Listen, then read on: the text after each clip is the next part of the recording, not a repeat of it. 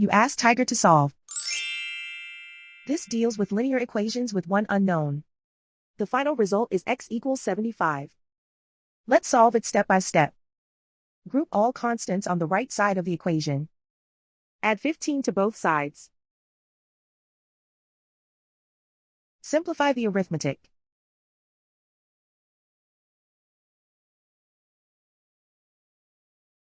Isolate the x. Multiply both sides by 3. Group like terms.